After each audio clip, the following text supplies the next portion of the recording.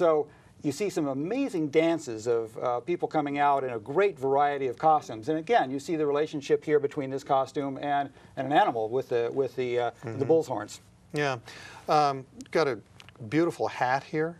Tell us about this hat. This is a very traditional Mongolian hat, and you can find people wearing this just going about through their daily lives. There's a knot on top, so this is quite ornamental, and I understand the knot at one time was to kind of, again, show a strength that would protect you. But a very colorful hat. There are hundreds of kinds of hats from different parts of the country and denoting different things about one's age in life.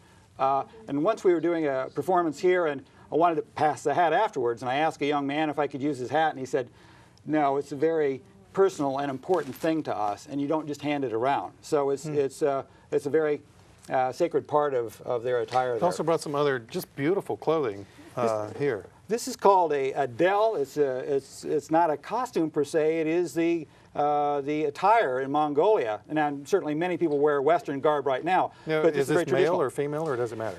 This one is male. You can tell by the colors, because the colors tend to be duller for the male and lighter and brighter for the women. They come in 3 weights: winter, fall, and summer.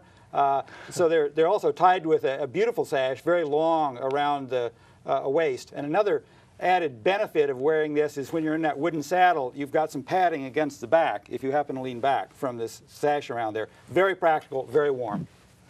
Interesting, very, very interesting. We've talked a lot about Buddhism, and that is, of course, is an incredibly large part of the culture. Let's go to this next picture, because the heading of it is "A Temple Survives." What does that mean? It's great that it survived, but the story is very sad for what happened, because Mongolia was predominantly Buddhist for many years.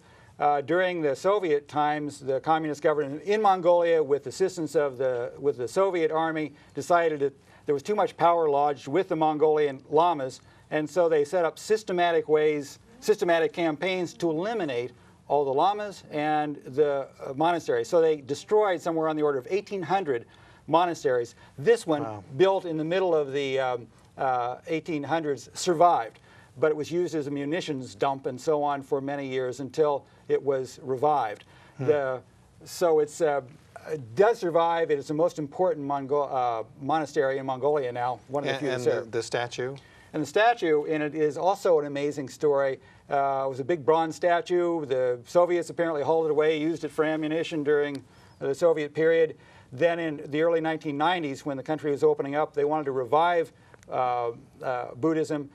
They took up collection across the country, where, mind you, the per capita GDP is only $2,100. Got enough money to build about a 60-foot-high Buddha, very beautiful, and put it inside this monastery to preserve that tradition. Wow. So you've been going back and forth to Mongolia for how long now? Since 2002. What have you learned the most from there? I think the thing I have learned the most from there is from the people and the way they relate to themselves and to each other. And it's a little bit hard to say, but Mongolians tend to be extremely present when you talk with them. I think Americans, we have so much going on, and we're so distracted by so many things all the time. Yeah, excuse me, I've got to check my yes, email. So. Exactly. But there, when you sit down and talk with someone, they're fully present, they're fully engaged with you, and very comfortable with themselves. And I talk with my friends there about why that is, and I think part of it is the Buddhist background and maybe more contemplative. Another thing is that families live in these small gers, multiple generations in these small gers, and so they're very comfortable being with other people all the time. And so if it's 40 degrees below zero outside, you better be comfortable. So I think relating to other people is maybe the most important thing. But the place is absolutely magical, and it has become part of my consciousness. I never don't think about Mongolia, and it's such a great attraction to me. Mm-hmm. We talked about throat singing before, and what we had was an older gentleman. Mm-hmm. But it's a very important part of learning. And if we're ready with this clip, we're going to essentially close the show out with this, but we are going to talk about it as well. So if we can have, listen to this young man.